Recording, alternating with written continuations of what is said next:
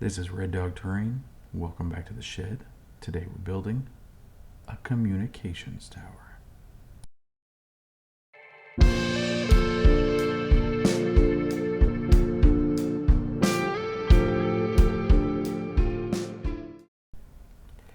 My wife's hairdryer broke, and like a trash panda that I am, I went into the garbage to get it. It had great shapes and lines. I wasn't sure exactly what I was going to build at first, but I knew I wanted a bunch of pipes or smokestacks coming out of it. I wedged a piece of XPS foam inside and began stuffing the hole. There's a cardboard tube, a plastic flute, a pen, parts of a spray bottle, and a pirate ship mast in there. I secured everything with superglue and baking soda. When you sprinkle baking soda on superglue, it dries super fast and hard. It also fills in the gaps when things don't line up quite right.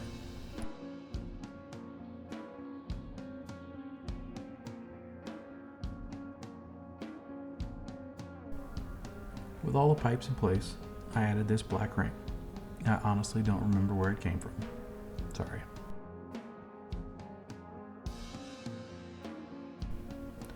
Above those are buttons from a broken calculator. I spaced them out around the tower.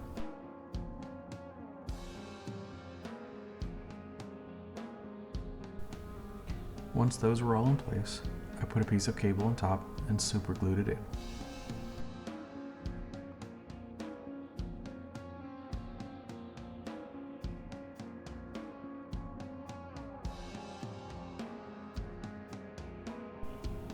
To add a little something something, and to break up some of the lines, I put a strip of cardstock around the top, and then one down the side. When trash bashing like this, it's important to add enough bits and pieces so that people can immediately recognize where it came from. Sometimes it's simple as just adding bits of card or a bit of wire. Like this gun. At first it was obvious it was a gun, but eventually I would put a seashell bead and a button on it, and it looks totally different.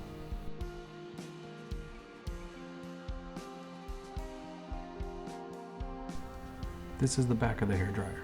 I wanted a corridor or maybe a tunnel to connect the two pieces, but this part wasn't tall enough. So using my homemade circle jig, I added an inch of foam.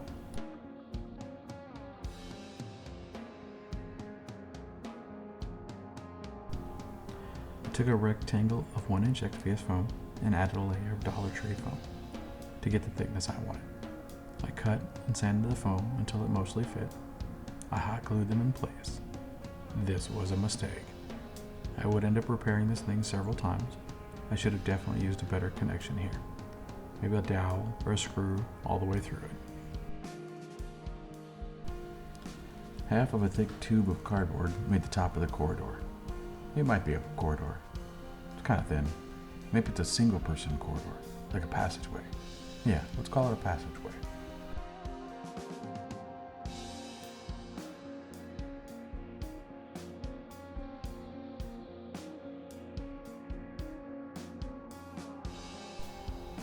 There was a gap between the passageway and the two main compartments. A little corrugated tubing down the middle covers that up nicely. And it looks all industrial. Really gives it a communications vibe. And again, this was the weak point of the whole structure. Extra superglue did not help.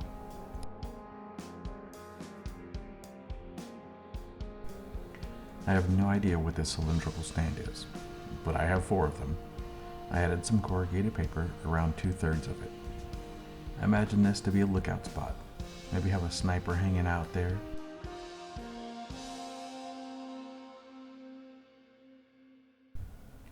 I added some tubes and this blue thing.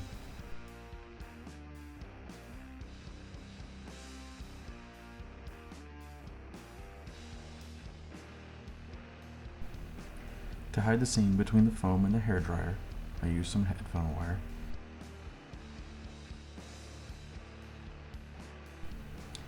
Right here, the foam melted. I think it got a little too close to my heat gun, so I had to cover it up. I have these plastic fans with diagonal lines etched into them, but it sure didn't want to stay in place.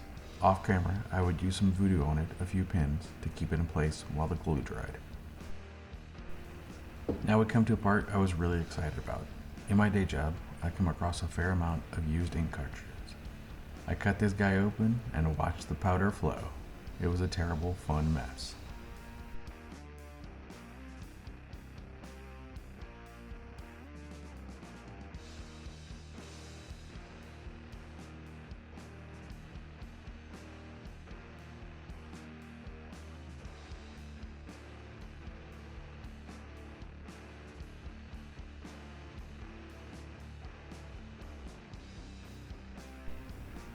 Oh look, here's another mistake of mine you can learn from.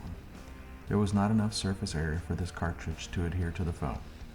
After it broke off in transport to a con, I stuffed and glued in extra foam.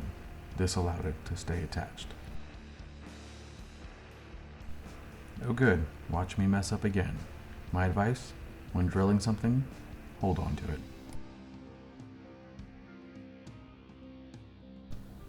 I glued in the sniper tower and then a few extra bits and pieces.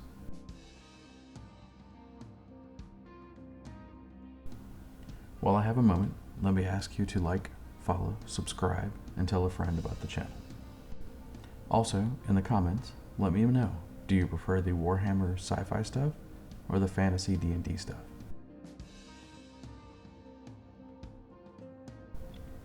Then I moved on to rivets. These are way bigger than rivets should be if done to this scale. So maybe they're super rivets, future stuff. I don't know, but they look cool. And these super cool future rivets are just stick-on crystal beads.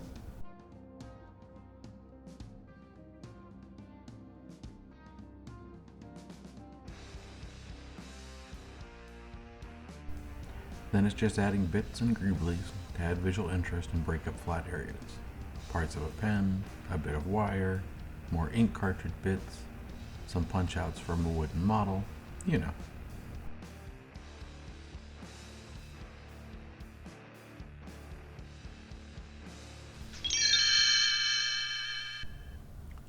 Communications Tower, DC 10008, was in sleep mode, simply waiting for its next command. The rooms had been empty for decades.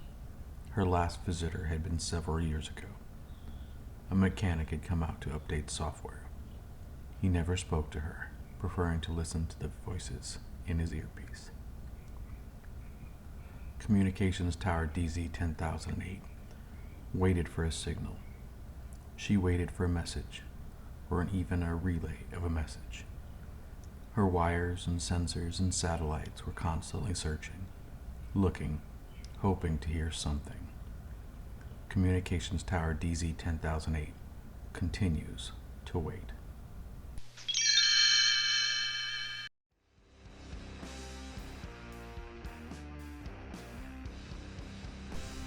After priming the whole thing in black, I realized there were a few spots that looked a little plain.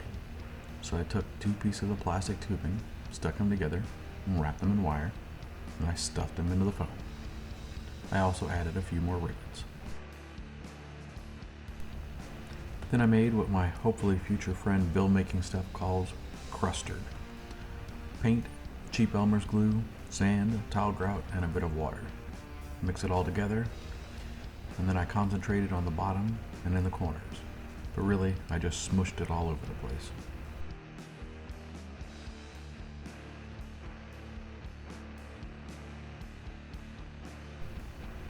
And use a cheap or old brush, because you're not going to use this thing again to paint your pretty little space marines.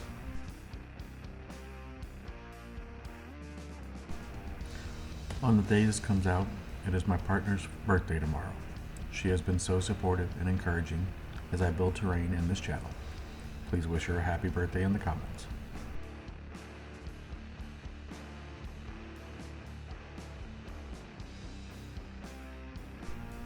This part of the painting is real easy.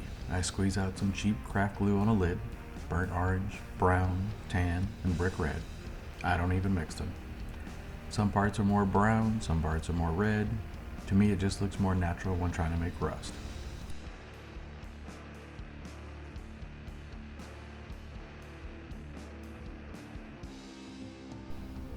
I made a brown oil wash, but it didn't mix very well, and I stirred it for a while.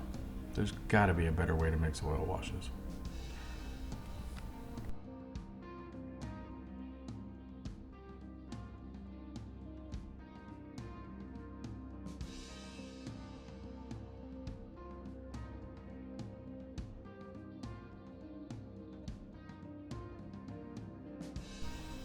Next, using that same busted paintbrush, I stippled on a second layer of paint.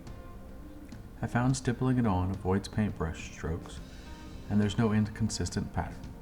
Maybe some spots get missed, maybe some spots don't go through as clearly, and this works great for old paint that is chipping and fading.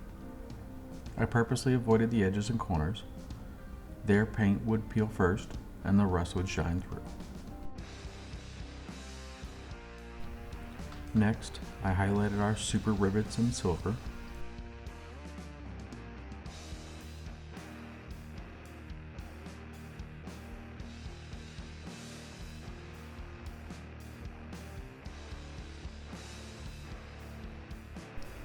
With all the painting done, I gave the whole thing a black oil wash.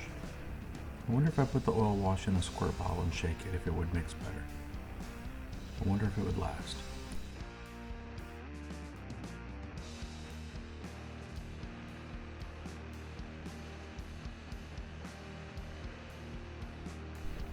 The final step was to add a few wires, because it's a communication tower, and they have plenty of random, loose wires hanging on the outside of buildings, right?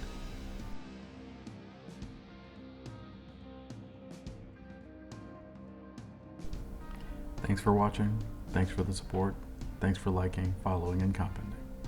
Hello to all my new followers, and happy birthday to my partner.